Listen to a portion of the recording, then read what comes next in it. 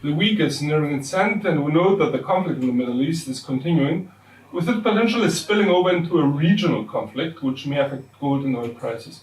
We would like to have a look at what next week has in store for the markets on the fiscal front. We note that the EU finance ministers are meeting on Monday to discuss the creation of an EU capital markets union. On the monetary front, we note on Tuesday the release of the RBA's October policy meeting minutes, and on Wednesday we note the release of the Fed's Beige Book. In regards to financial releases, we'll make a start on Monday with Canada's manufacturing sales rates for August and UK's house prices rate for October. On Tuesday, we'll note New Zealand's CPI rates for Q3, UK's employment data, Germany's 7 indicators for October, the US retail sales rate, Canada's CPIs, and the US industrial production rate, all for the month of September. On Wednesday, we make a start with China's industrial output and GDP rate, followed by the UK CPI rates, the Eurozone's final HICP rate, both for the month of September. On Thursday, we note Japan's trade data and Australia's employment data, both for the month of September, followed by France's business climate manufacturing figure for October, the US weekly initial jobless claims figure, and the US Philip Fed business index for October. Lastly, on Friday, we start with New Zealand's trade data, Japan's CPI rates, chain store retail sales rate, and the UK's retail sales, all for the month of September, and lastly, Canada's retail sales for August. The dollar is about to end the week slightly high against its counterparts. On a fundamental level, we note that the US House of Representatives is still without a speaker, and it's characteristic that despite Republican lawmaker Scalise getting an initial nomination, has dropped out of the race for the House Speaker. The difficulty faced by the GOP to actually vote the head of the House, despite having the majority, is at least irritating and highlights the wide wedge separating the moderates from the far right.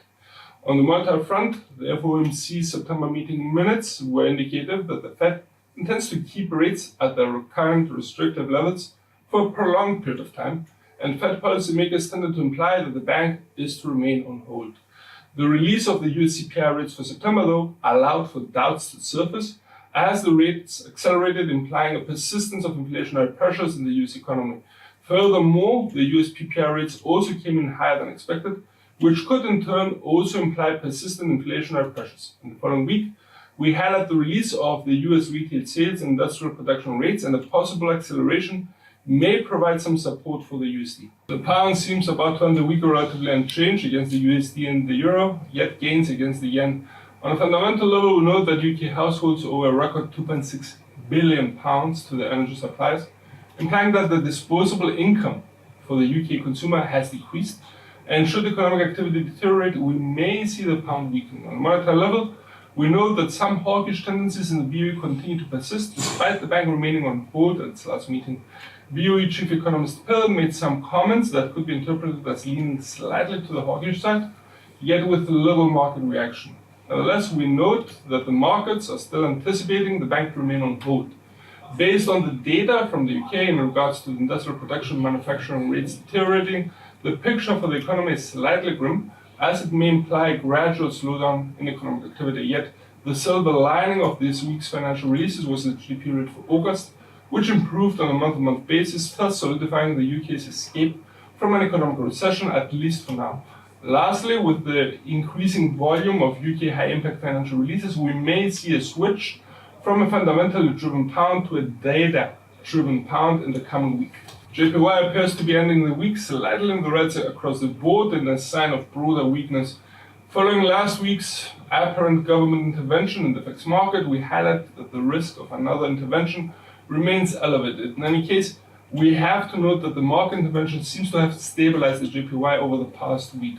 On a monetary level, we note the speech by BOJ member Noguchi, who reiterated his commitment to maintain the bank's ultra-loose monetary policy, yet he also stated that, quote, "we have no choice but to raise inflation forecast for financial year 2023, unquote, which could imply a shift in policy for the bank and as such could support the yen. On a macroeconomic level, we note that the Japanese core machinery orders on a year-on-year level came in lower than expected, indicating that economic activity in the Japanese manufacturing industry may be weakening, while the corporate goods prices also were in the negatives, implying a contraction of prices at the producer level. As such, traders may be interested in next week's CPI rates, where should they come in lower than expected, we may see the bank maintain its current dovish policy, thus weakening the yen. Common currency is about to enter weak in the greens against the yen, but unchanged against the dollar and the pound. On a fundamental level, the Eurozone's finance ministers are due to meet next week to discuss an EU capital markets union, and should the discussions prove fruitful in progressing such a plan, it could support the euro.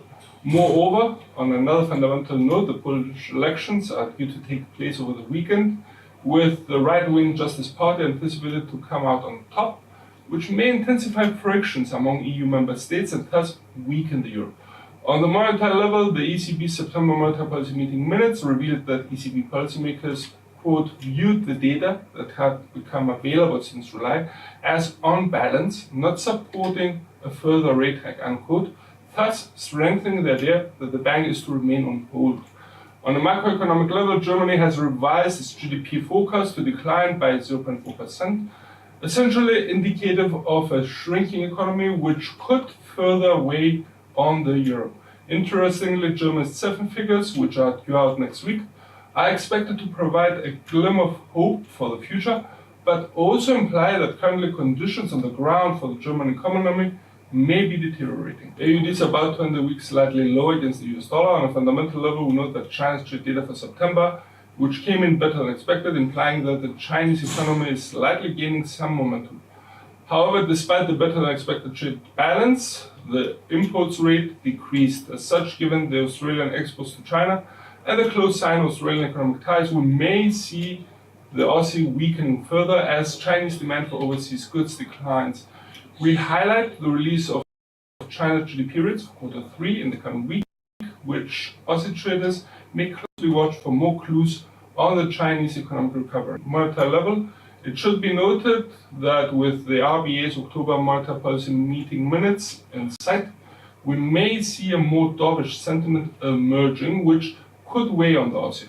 On the other hand, should the meeting minutes lean towards the hawkish side, we may see the Aussie gaining support. For next week, we highlight Australia's September employment data. Should the employment data indicate a resilient labour market, the case for another rate hike may gain some traction, which could support the Aussie.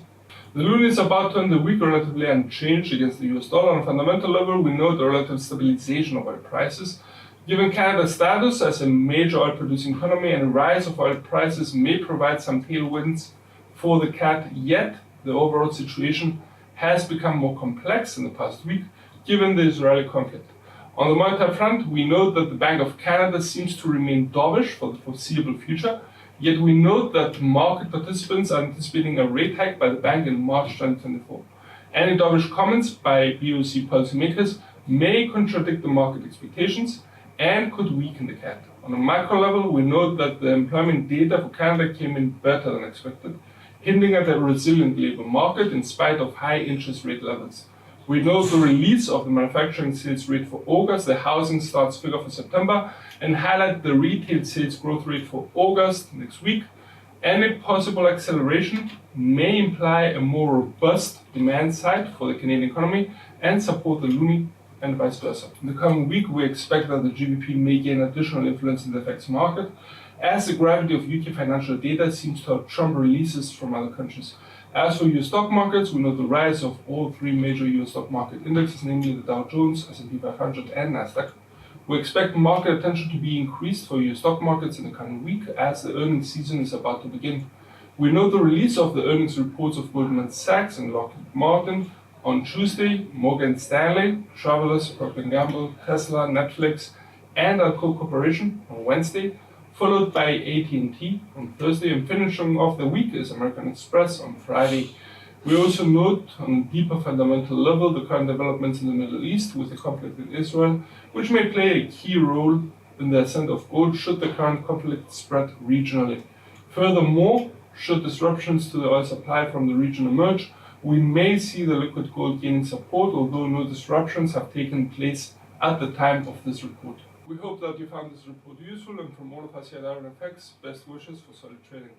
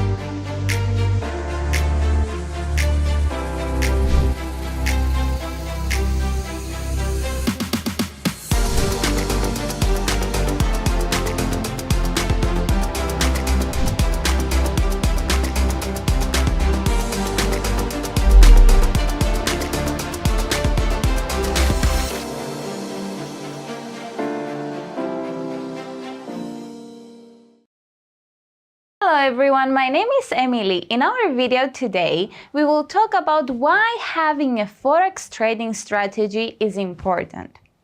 Trading on the global forex market presents the opportunity for a quick profit turnaround for traders and offers significant potential.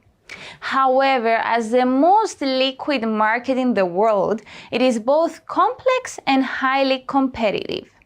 This means that in order to be successful, you need to have a solid trading strategy in place. Forex can be traded in numerous ways, so it is very important that you go with an approach that suits your experience level, budget, and trading goals. Having a proper understanding of the market you're entering into and the strategy that is needed can be the difference between trading success and failure. Choosing a forex trading strategy is similar to buying a new car. There are a lot of choices and they come in different types. It is also important that you test drive a new strategy via demo account before proceeding with it on the real world markets. Thank you so much for watching us today, guys. Bye-bye.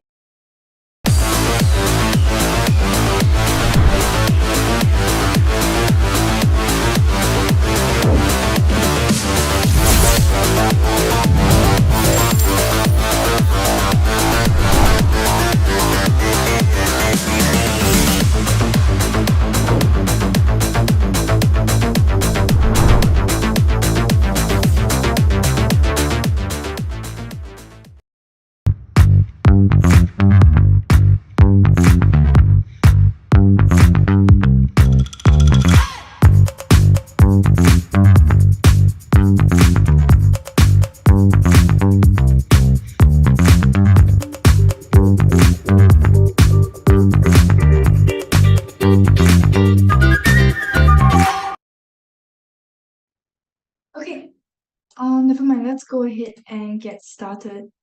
So today's webinar will be on martingale strategy.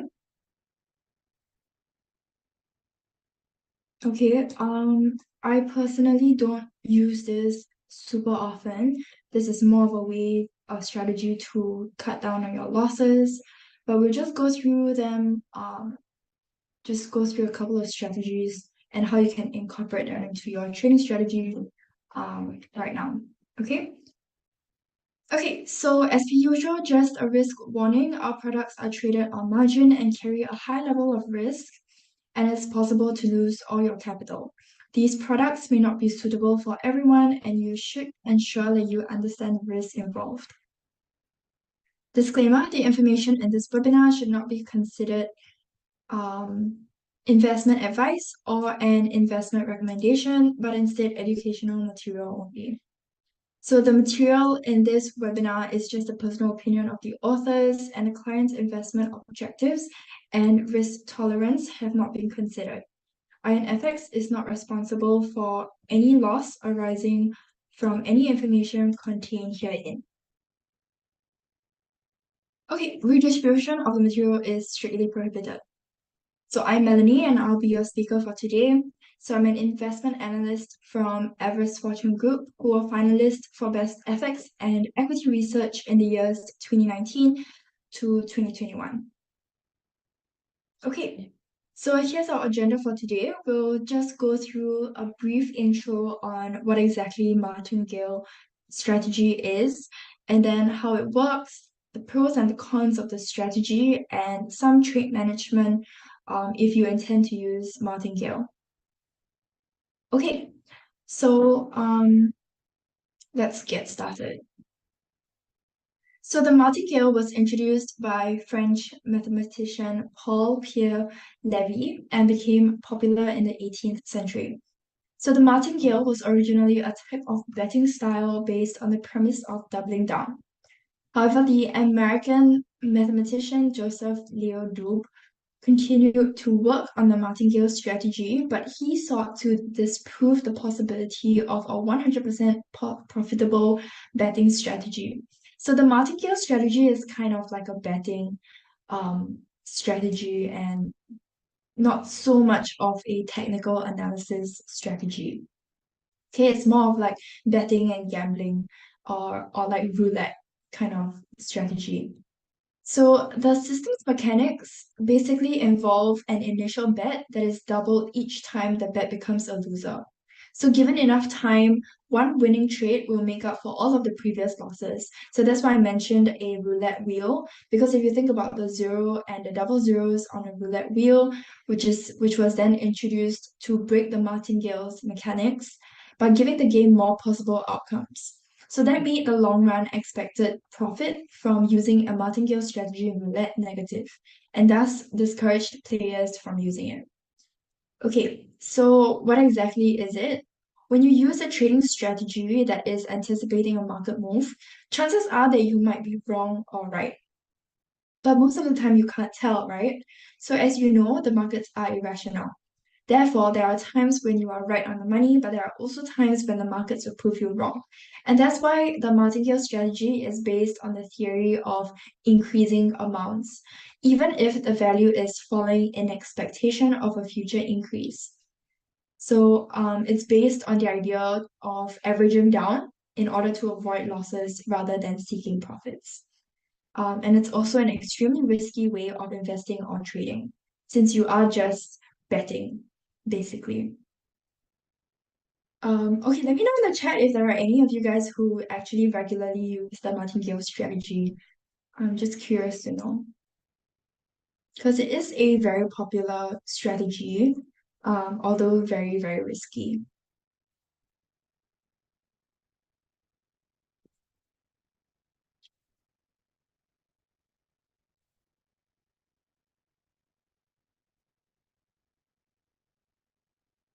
Okay, um, let's move on. So here's an example of the martingale strategy. So you can imagine it's basically coin flipping. So suppose you engage in a game of either heads or tails with a starting wager of $1. So there's an equal probability of it being heads or tails. So if you lose, you would double the wager on the next bet in order to essentially cover your losses. As long as you stick with the same call, you would eventually given an infinite amount of money, you would eventually see the coin land in your favor. And it will also recoup all of your losses plus an additional dollar. So the way of visualizing this is to basically understand the basics or the underlying theory of the martingale strategy. So if we're talking about the example that I just gave about coin flipping, if we look at the first column, which is the lose column, let's say you are betting one coin or $1, right? And then you lose. So essentially the strategy encourages you to double the amount that you are betting. So in this case, it will be $2. And then if you happen to lose again, then you double it again and you get $4 and you're betting $4. And then if you lose again and you bet double the amount, that's how much you are winning if of course it lands in your favor. So what we mean by recoup your losses plus an additional dollar, you can see here we are losing 1, 2, 3, 4, 5, 6, 7. We're losing $7 in our initial rounds. But since we doubled each round, our ultimate winning stage or our profit is essentially an additional dollar here. Okay, so the strategy is basically is based on the premise that only one trade is needed to turn your account around. Okay, so if we're taking a look at a chart and we apply the same concept to our trading charts, right? You can see here, if we ignore all of this, we start off at this first buy one lot area. Okay, so we buy one lot and then we see price continue to drop. Okay, so we can see that we're obviously going to make losses since price is moving in the opposite direction, right? So price is dropping, I'm losing money, but instead of cutting my losses or getting out of the trade, right, I decide to buy two lots instead. So I'm doubling it using the same concept of the coin flipping strategy in my previous example. I'm doubling my lots here. I buy 2 lots. And I can see even though price did increase by a little bit, it reversed and it ultimately continued to drop. So I'm actually losing 3 lots now. Okay, so I'm losing some more money. And then instead of getting out of the trade again, I'm buying 4 lots. So you can see it's a very risky trading strategy, and um yeah, I probably would not recommend it unless you're trying to cut your losses. But yeah, this is basically how it works. So we buy 4 lots, right? And you can see price did increase a little bit, okay? And then it dropped again. So now that it dropped, going by the same martingale strategy, I will double it again, buy 8 lots, continues to drop. So I've essentially lost all of these lots, okay? Which is a huge loss if you think about it. And then once I reach the bottom here, I decide, okay, I'm gonna double it again. I'm gonna continue with my martingale strategy, right? So I buy another 16 lots here. But instead of continuing to drop, my luck changes and the chart decides to reverse off and it's heading upwards again. So now that it's heading upwards, I can imagine that now that I have 16 lots, I'm making back all of these losses. Okay, and I can see that it's really increasing, it drops and it continues to increase from this support level here at the 0.98803 level. Okay, so it bounced off this support level and it continues to rise up, enabling me to make back all of my losses as well as a little bit of profit. So that's essentially the theory behind martingale. Okay. Let me know if you guys have any questions. Okay, so it's a popular strategy, as I mentioned earlier. And one of the reasons why it's really popular in currency market, so like Forex, is that currencies, unlike stocks, rarely drop to zero. So although companies can easily go bankrupt, most countries would only do so by choice. So there will be times when a currency falls in value, but even in cases of a sharp decline, the currency's value rarely reaches zero. So the FX market, another advantage that it offers is that it makes it more attractive for traders who have the capital to follow the martingale strategy. So the ability to earn interest allows traders to offset a portion of their losses with interest income. So that means that an astute martingale trader may want to use the strategy on currency pairs in the direction of positive carry. So in other words, they would borrow using a low interest rate currency and buy a currency with a higher interest rate. Okay, but as we mentioned earlier, for this method to work, the underlying assumption is that you have an infinite capital, which in most cases is unrealistic. Okay, because the money in your pocket is always going to be less than the chance that the next operation is a loser or the price goes against you. Okay, so let's take a look at another example here. So you can see price is moving upwards at the start, right? So at this resistance, I decide to buy 1 lot because I expect that price is going to continue in this increasing trend. But instead of continuing, it reverses off of my resistance at 1.12417. So it reverses and then it hits down. At this swing low, I decide to buy 2 lots. Okay, so it goes up and I do make back some of my losses. However, it reverses back down again. And it reverses up, and at this swing high, I buy another lot. Okay, so essentially for every lot that I lose, I'm doubling it, okay, to earn back what I lost earlier, and then restart that.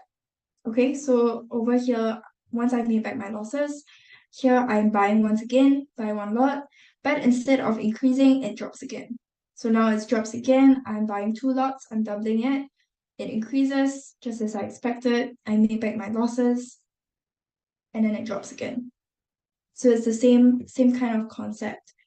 Lastly, price increases, I buy one lot, it drops, and I buy two lots. And you can see it really increases, really moves upwards. So I really am earning back my losses as well as a little bit of profit. Okay, but of course, you wouldn't know whether price is going to continue to go up or it's going to reverse, which is why it's an entirely based on luck and bets. Okay, the reverse martingale, okay, is basically looking at 0.5 lots. So instead of doubling it, in this case, we are dividing by 2, okay, or looking at a factor of 2. So here at my first swing low, we have buy one lot. So I expect it to go up, I make that profit, and then I buy another 0.5 lot. Okay, because I didn't make any losses. Price moved upwards just as I expected. So I buy 0.5 lot and moves upwards just as I expected, and I buy another 0.125 and it rises, and buy another 0.06 and it rises. Okay, so this is the anti-martingale strategy, which I personally don't use, but you can let me know in the chat if you use this and you think that it's useful. Okay, so from this trade, we've made 750 pips just from 3 trades. Okay, so we only needed 1 trade to break even. Okay, so here are some limitations of using the martingale strategy. So when you use a trading system that is anticipating a market move, chances are that you might be wrong or right. So there's equal probability. But you cannot be right all the time because you know that markets are irrational. So therefore, there are times when you are right on the money, but there are times that markets will prove you wrong. So there are a couple of important considerations for you to take note of. Okay, firstly, the amount invested can reach huge proportions after a few transactions, since we are constantly increasing our lot size or constantly doubling our lot size. So if the trader runs out of funds and exits the trade, the losses faced can be disastrous.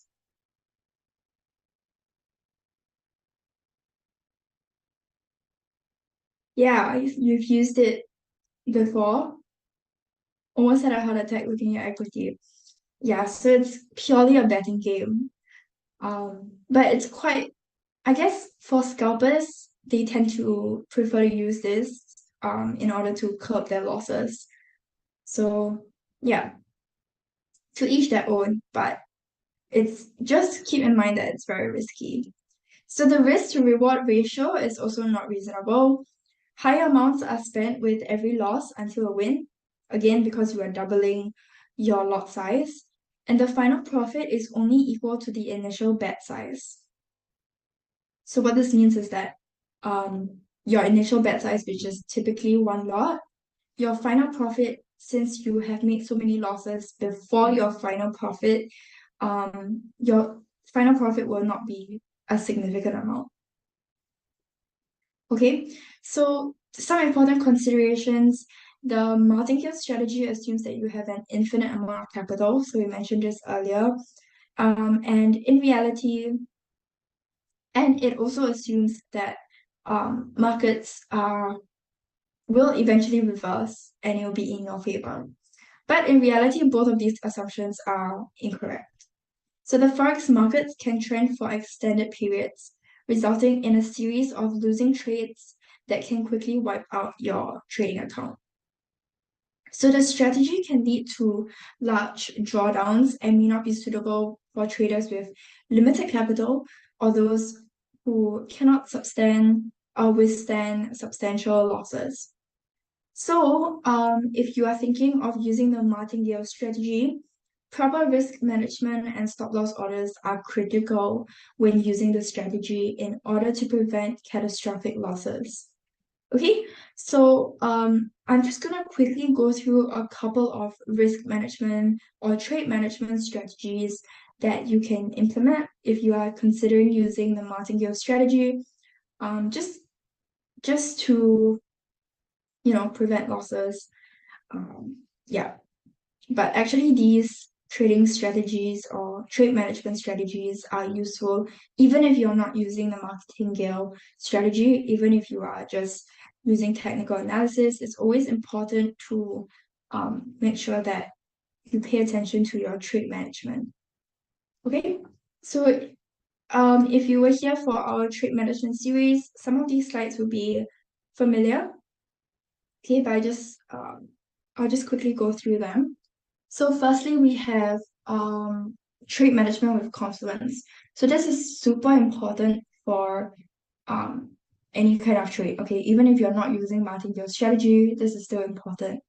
So stop loss is typically placed beyond a confluence area. Okay, so if you're wondering what exactly is a confluence area, it's basically where there are different support and resistance levels that match up with Fibonacci or your moving average. All of these signals, if they tell you that one specific area is important after using several different indicators, that is what we call a confluence area.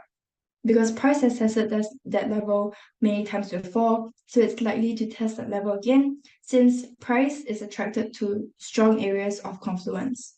Okay? So for stop loss, we typically would recommend you to place it beyond a key confluence area because price is attracted to these areas. And if your stop loss is right before instead of beyond it, you will most likely get stopped out before the market reverses. So this is one of the reasons why most people wonder why they got stopped out right when the market starts to reverse. Okay, so if we take a look at the chart that I've included below, let's take a look at our stop loss first. Okay, so we're going in this example for a buy entry. So we're expecting prices to move upwards, right? But in this case, price is moving downwards. So we've placed our stop loss below or beyond this Fibonacci confluence area. And then now let's take a look at our take profit. So your take profit, we would recommend you to place it before a key confluence area because when price reaches the Fibonacci confluence area, there's a high chance that it will not be able to go beyond it. And instead of reaching your profit target, it actually reverses back to your entry, or even worse, your stop loss. So that's one of the reasons why people complain that there is market manipulation because they miss that take profit by 1 or 2 pips. Okay, so let's take a look at the diagram again. In this case, my take profit is placed above since I'm going in for a buy. Okay, and instead of placing it beyond it, which is like what we did for our stop loss, I'm placing it before it in order to make sure that I catch the price before it reverses off of the confluence area. Okay? Okay, here is another example. In this case, we are going in for a sell, which is why our take profit is below, or rather it is at our support level. Okay, so this is actually support area, not resistance. Yeah, so we're going in for a sell, and instead of placing my take profit beyond it, like what we saw in our previous example for stop loss, now I'm placing it before it. As for our stop loss, I'm placing it beyond my major resistance area or confluence area in order to make sure that I don't get stopped out before price reverses.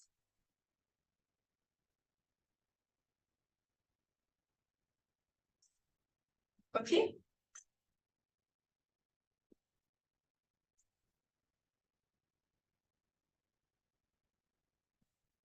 Okay, let me know if there are any questions so far. Okay, but if not, let's continue. So let's take a look at another example. So in this example, we expect price to bounce off of our entry at 87.625. So this blue line here. And this line is a pullback resistance. So what we mean by pullback is when we have a swing low and price bounces off that swing low and swing low support, it bounces off it and it reverses and breaks out of the support. That's what we call a pullback resistance because we are expecting price to pull back to that same level. Okay, so this pullback level is in line with a 78.6% Fibonacci retracement. So you can see my starting point here and ending point here.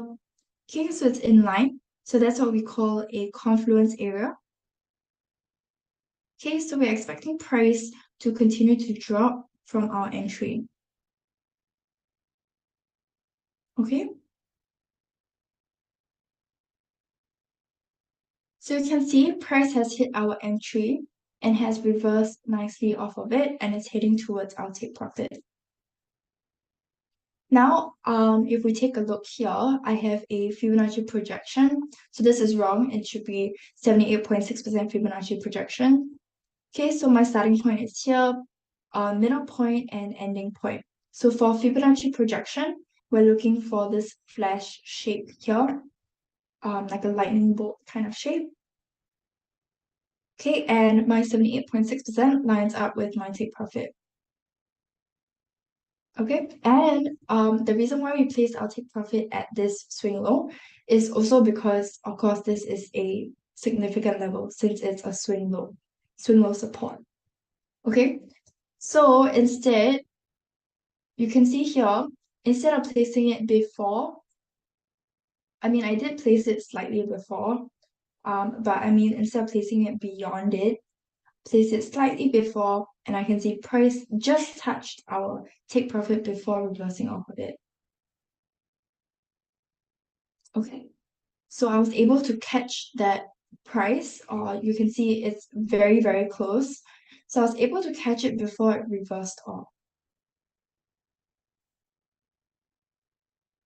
Okay, and luckily I did because after that it reversed off of the take profit and rose steadily to our stop loss. So can you imagine if I placed my take profit below instead of above our confluence area, I would have missed it and I would have been stopped out.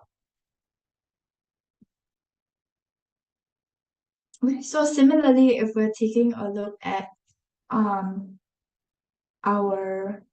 let me go back. Okay, if I'm applying it to maybe over here, our martingale strategy. Okay, my entry point will probably be here, right? If I'm going in for buy. Okay, and then my stop loss would probably be somewhere up here since my previous price has reached this resistance level. So my stop loss would probably be beyond it in order to make sure that I don't get stopped out in case of price breaks out. Okay. Oh, actually, if I'm going in for a buy, I will place my take profit on top. Okay, and my stop losses will be below. Okay, since obviously I'm going in for a buy. But in this case, because we are using the martingale strategy, you don't want to be stopped out. Like no matter what, you don't want to be stopped out. Okay, so if we take a look here, okay, this is kind of a bad example, but we would try and find an area where we can expect price, okay, maybe over here. I don't know if you guys can see my mouse, but you can see price kind of has this overlap support level here because we have a kind of a swing high here and a swing low here, okay, that line up in the same level. So I'll probably want to place my stop loss beyond this area, so just under here, okay, just to make sure that in case price reverses off, I wouldn't get stopped out, or I would get stopped out, but with minimal losses. Okay, but luckily in this case, we see price continue to move upwards, and then we earn back our losses from our first entry. Okay, so that's what I mean by trade management is super important if you're using the martingale strategy. In this case here, let's take a look at the buy one lot. Okay, your take profit will probably be maybe here at this swing high here, and then my stop loss would probably be just under here. Okay, so if I'm going in for a buy here, okay, I can see price didn't increase at all. In fact, it reversed and it hit it down, but we didn't get stopped out because our stop loss is beyond this swing low support level. So we place it below it or beyond it, then we're not stopped out, and then we earn back our losses again. Okay, I hope I explained that clearly. But yeah, I just wanted to give you guys an example of how you can use this for martingale. Okay, here's another example with a couple more Fibonacci levels. Okay, so our second example looks at the Kiwi and Japanese yen. So price looks like it's dropping, right? We have this descending trend line, but price recently broke out of it. So that's a sign that price is, or rather a reversal in trend. That's a sign of a reversal in trend. So our entry is placed here at this swing low, or rather this overlap resistance. Okay, because overlap, because it basically means that there are bulls and bears that are respecting that area. So we have swing lows and swing highs that line up in the same level. Okay, so we're going in for buy entry. Okay, going in for a buy entry towards this take profit. So how do we know this, where to put our take profit in this case? Because we make use of our Fibonacci levels. Okay, here you can see we actually have three different types of Fibonacci. So we have the minus 27.2% Fibonacci expansion, the 127.2% Fibonacci extension, as well as the 78.6% Fibonacci projection. Okay, so we have all of those levels that line up in this area here, and that's why we decide to put our take profit here. Okay, so here's what happened. Since we place our take profit beyond the confluence area, okay, above it or beyond it, instead of before it, as we mentioned earlier, okay, instead we placed it beyond it, and so price reversed off of our confluence area, and we missed our take profit by very few pips. So instead, what we should have done is to put our take profit below, just below it, and price hits our take profit nicely before reversing back down to our entry.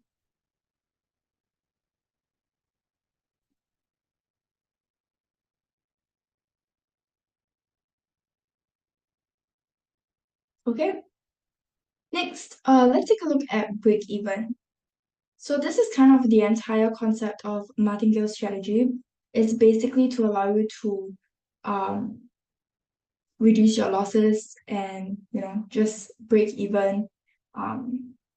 Maybe not even take a look at the profit, since profits are about the same value as your initial amount.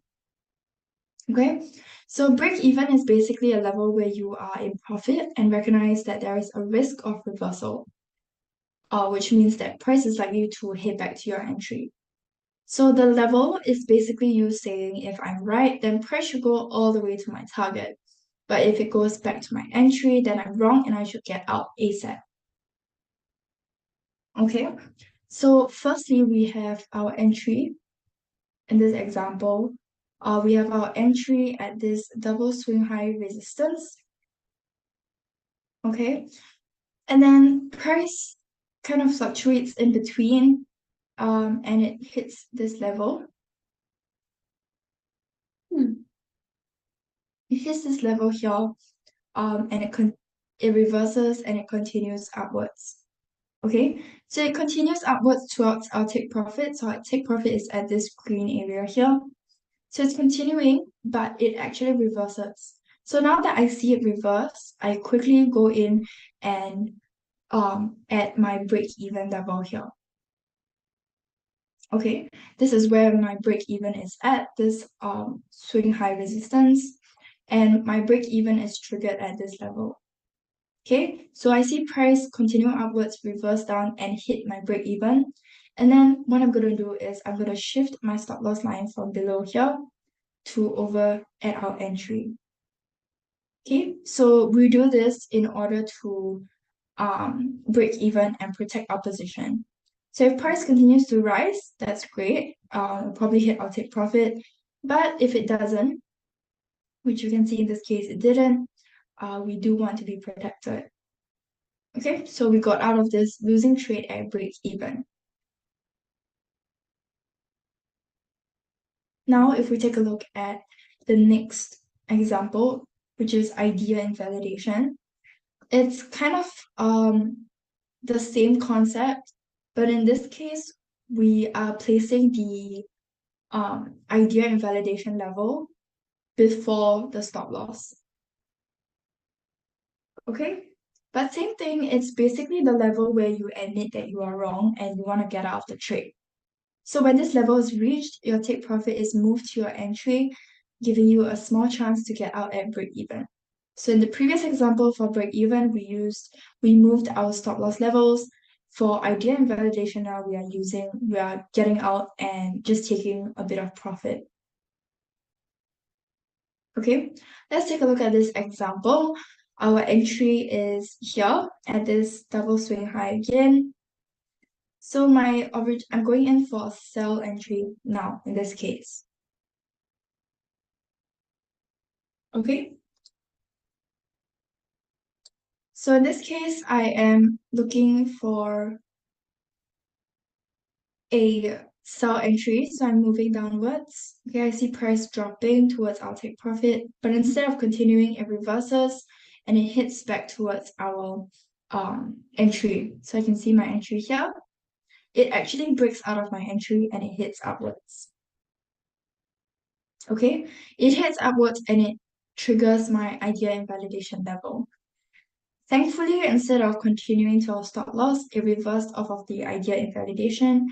And then we admit we're wrong, and then we get out the trade by moving our take profit to the entry. Okay.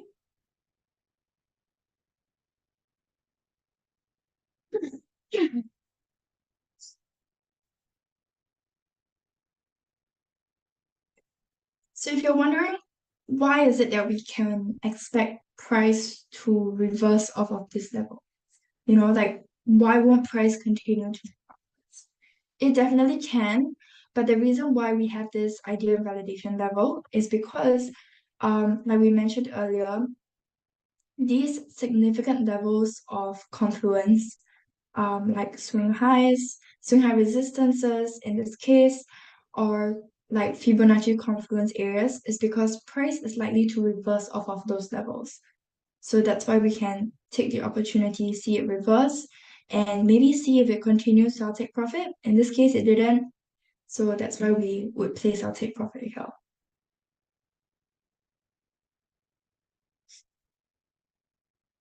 Okay?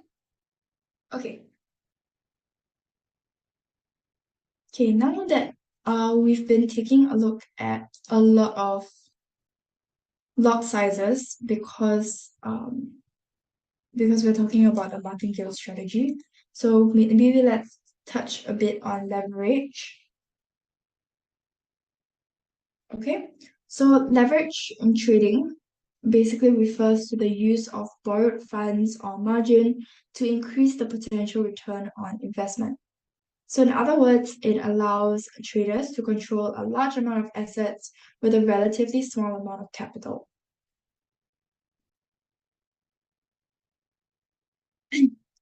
Okay, so in the case of Forex, money is usually borrowed from a broker. Forex trading does offer high leverage in the sense that for an initial margin requirement, a trader can build up and control a huge amount of money.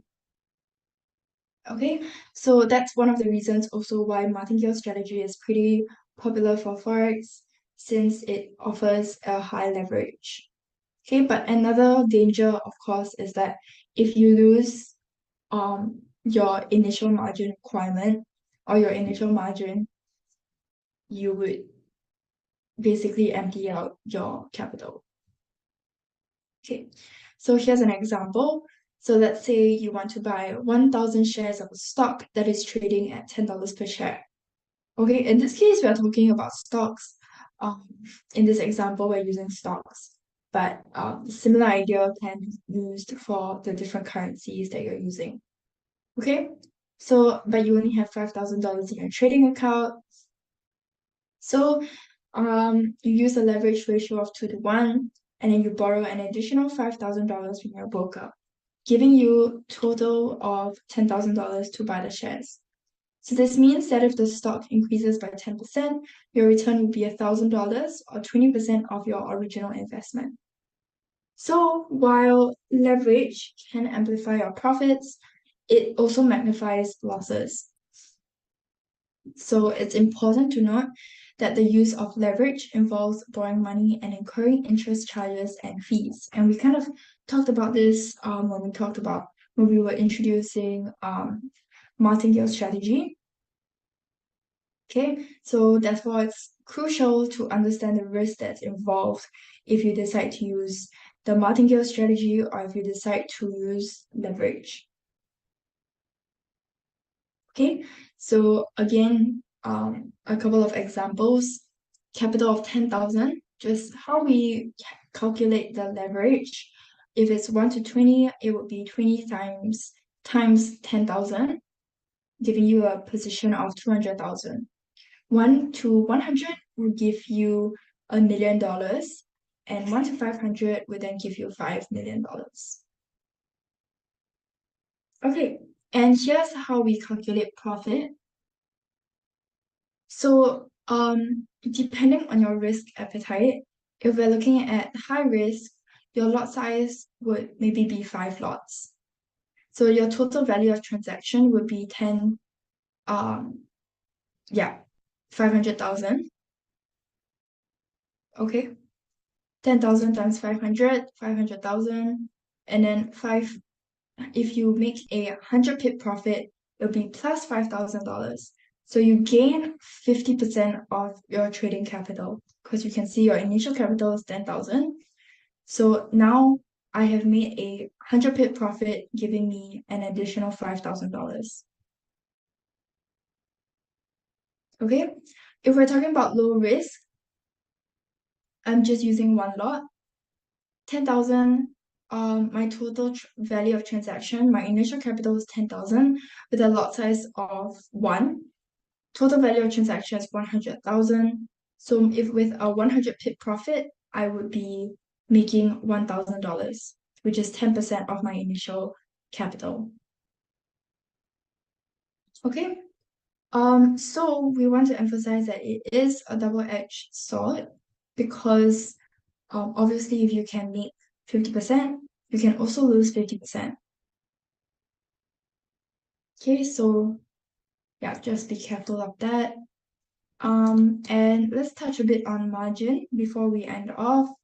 So margin in trading refers to the amount of money that a trader needs to set aside in their trading account in order to open and maintain a leveraged position. So it's essentially a deposit or collateral that the trader is required to put up in order to cover any potential losses. So this is just how to calculate margin if you are curious. Most of the time, your whatever trading platform that you're using, it will calculate it for you.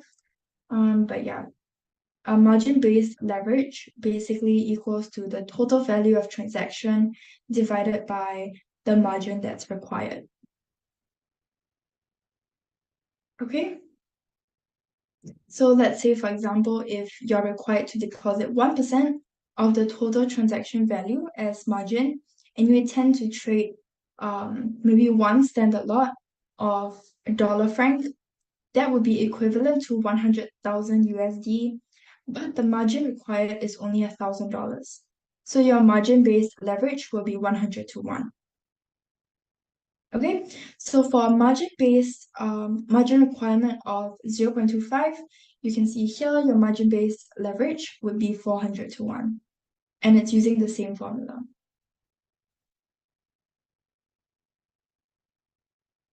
Okay, leverage in the forex markets tends to be significantly larger than the 2 to 1 leverage that's provided on equities, and even the 15 to 1 leverage provided in the futures market.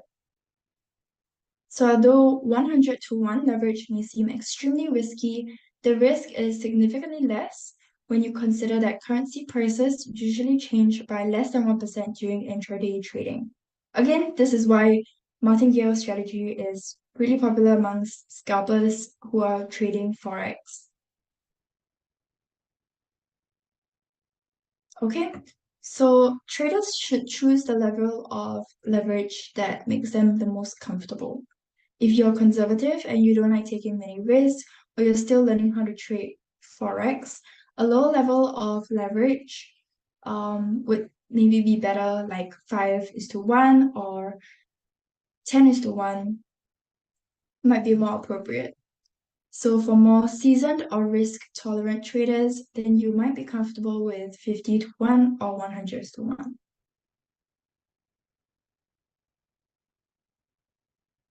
Okay, so there are different types of traders as well. So martingale would probably suit more scalpers or intraday traders as compared to swing traders and people who prefer to just place your trades and then go about your day. Okay, this is just some examples from MT4. So the margin denotes the amount that's held by for the trades that are already open.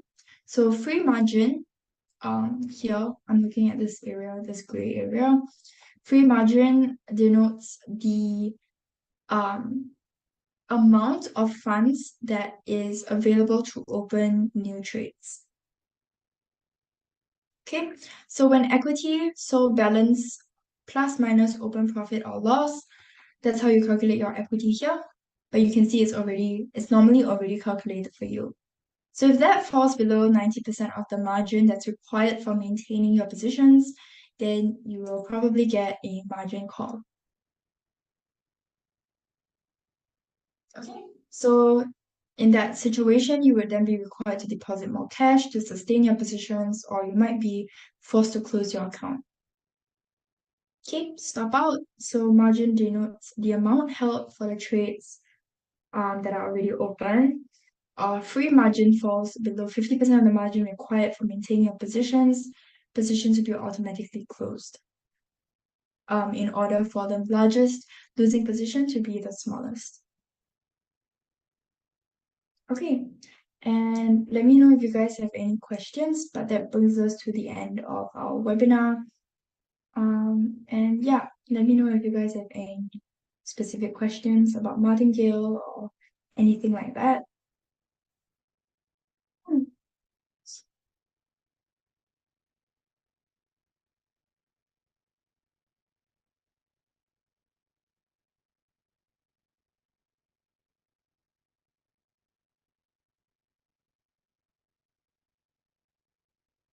Okay, if there are no questions, yeah, you guys can leave. Thank you guys so much for joining me today.